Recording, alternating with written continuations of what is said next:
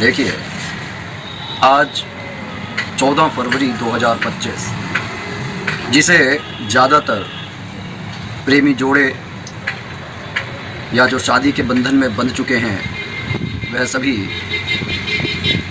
इसे प्रेम दिवस के रूप में मनाते हैं और इसे वैलेंटाइन डे कहते हैं। और तमाम हिंदू संगठन और मौलाना जो हैं वह लोग इसके खिलाफ हैं। ऐसा नहीं है कि वो इसके बारे में नहीं जानते होंगे कि ये जो सेंट वैलेंटाइन कौन थे। दरअसल इसके पीछे हर धर्म में, हर समुदाय में एक डर है कि हमारे बच्चे बिगड़ ना जाएं, हमारी सभ्यता, हमारी संस्कृति, हमारी परंपराएं कहीं खराब ना हो जाए। लेकिन आप सोच कर देखिए, आज अगर हमारा ये देश आज़ाद है और उस आज़ादी के पीछे कितने ही सेनानियों ने अपने बलिदान दिए। वह हिंदू भी थे, मुसलमान भी थे, सिख, पारसी, जैन, बौद्ध, हर मजहब के सिपाही हमारे इस देश की आज़ादी के लिए उन्होंने स्वयं को इस पवित्र बलिवेदी पर होम कर दिया। अब उन स्वतंत्रता सेनानियों को अगर हम याद नहीं करते या फिर हम ये सोचकर याद करते हैं कि सिर्फ हम हिंदू को याद करेंगे, मुसलमान को याद नहीं करेंगे, तो खुद इन विचारों पर मंथन करके देखिए कि क्या ये सही होगा।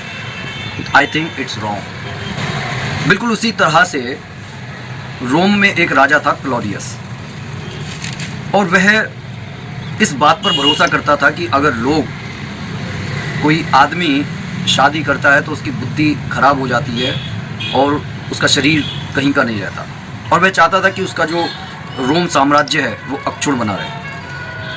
और उसी देश में जो वैलेंटाइन थे संत, वह पादरी थे, भगवान का भजन किया करते थे, यीशु का, और अपने प्रेम की बातों को समाज में फैलाते थे।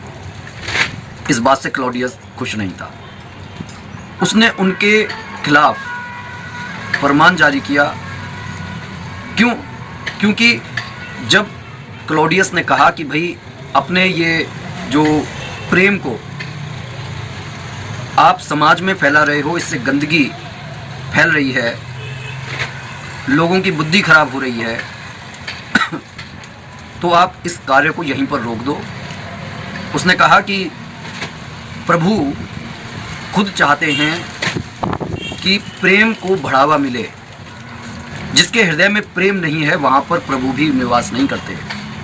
क्लॉडियस को उनकी बातें अच्छी नहीं लगी, क्योंकि उसने इस फरमान का, क्लॉडियस के फरमान का निरादर करके उस राज्य के तमाम सैनिकों की शादियां करवाई। क्लॉडियस ने बदले में उनको फांसी पर चढ़ा दिया। ये वही सेंट वैलेंटाइन हैं जिन्होंने मरते समय भी अपनी आंखें उस लड़की को दान दी जिसका पिता उस जेल का जेलर था। लड़की का नाम था जैकोबस। अगर हम भारतीय संस्कृति को देखते हैं, जिन्होंने हर धर्म, हर मजहब को अपने गले से लगाया है, ये और बात है कि लोगों ने हमारे इस अच्छाई को कमजोरी समझा है। शायद आज तमाम हिंदू संगठन इस बात से डरे हुए हैं कि कहीं हमारे बच्चों के साथ कुछ बुरा ना हो जाए। उनका डरना स्वाभाविक है, क्योंकि आज हम उस दौर में रह रहे हैं जहाँ पर हर रोज़ ऐसी खबरें सुनने को मिलती हैं कि धर्म परिवर्तन हो रहे हैं। लेकिन लोग कुतर्क करते हैं, लोग कहते हैं कि भाई वैलेंटाइन हमारे देश का त्यौहार नहीं है, हम इसे नहीं मनाएंगे, अपने सभ्यता संस्कृति को खराब नहीं होने देंगे। लेकिन बात सिर्फ ये नहीं है, बात किसी एक उस अच्छे इंसान को याद करने की भी है जिसने प्रेम के लिए स्वयं को निछावर कर दिया। लेकिन क्लॉडियस जैसे क्रूर राजा के सामने झुका नहीं, और मरते समय भी आंखें देकर उसने ये साबित कर दिया कि प्रेम से बड़ा कुछ नहीं होता। मैं मरने के बाद भी जितना हो सकेगा प्रेम को बांटूंगा।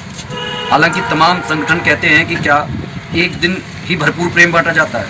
उन लोगों को ये समझना चाहिए कि त्यौहार हमारे दिल में एक उत्सव की तरह है जो हर रोज़ मनाने चाहिए, लेकिन उनकी ताजगी तभी बरकरार रहती है जब एक निश्चित समय हो। उस निश्चित समय पर सारा समुदाय, सभी लोग मिलकर जब एक उत्सव मनाते हैं तो अच्छा लगता है। कोशिश हमारी ये होनी चाहिए कि हमें ये त्यौहार दोस्ती का भी पर्व है, सिर्फ लड़का लड़की का पर्व नहीं है। क्योंकि मैंने कहा कि प्रेम बांटने वाली बात, तो कोशिश हमारे को ये करनी चाहिए, अगर हम किसी की मदद कर सकते हैं उसकी मदद करें। कोई भूखा है उसको खाना खिलाएं, क्या ये वैलेंटाइन डे नहीं है? तो प्रयास ये कीजिए कि हमारी सभ्यता और संस्कृति जिस चीज़ को गले लगा रही है, उस चीज़ को हम यूं छोड़कर आगे ना बढ़ जाएं, डर कर कि भाई हमारी सभ्यता संस्कृति इतनी कमज़ोर नहीं है कि वो जरासे से थपेड़े आएंगे और ख़त्म हो जाएगी। यूनान में रोमा सब मिट गए जहाँ से बाकी मगर है अब तक नामो निशा हमारा। और वो नामो निशा इसीलिए है क्योंकि हमने बाहर से आए हर विदेशी आक्रांता को भी पूजा करने की छूट दी थी, क्योंकि हमने प्रेम को बांटा था। और आज भी ईश्वर की कृपा से सनातन धर्म जीवित है, आगे भी जीवित रहेगा। लेकिन डर कर अपने ही बच्चों के खिलाफ लाठी डंडे उठाना कोई इसका समाधान नहीं है। हमें अपने बच्चों को ये सिखाना होगा कि वैलेंटाइन डे को आप दूसरे तरीके से मना सकते हैं। आप किसी गरीब की मदद कर सकते हैं। आप अपने साथी को जो पढ़ना चाहता है लेकिन उसके पास किताबें नहीं हैं, आप उसको खरीद कर दे सकते हैं। आप किसी ऐसे व्यक्ति को कपड़े दान दे सकते हैं जिसके पास पहनने के लिए अच्छे कपड़े नहीं हैं। तो प्रयास कीजिए, सोच बदलिए, क्योंकि हम ये भूल रहे हैं कि जो लाठी डंडे हम जिसके खिलाफ, जिस पाश्चात्य संस्कृति के खिलाफ खड़े हुए हैं, उस संस्कृति ने भी हमारे को बहुत कुछ दिया है। और अगर हमारे को छोड़ना है तो बहुत कुछ छोड़ना होगा। उस पर कभी बाद में चर्चा करेंगे। बात अच्छी लगी हो तो कमेंट जरूर कीजिएगा। बोलिए जय जय श्री सीताराम।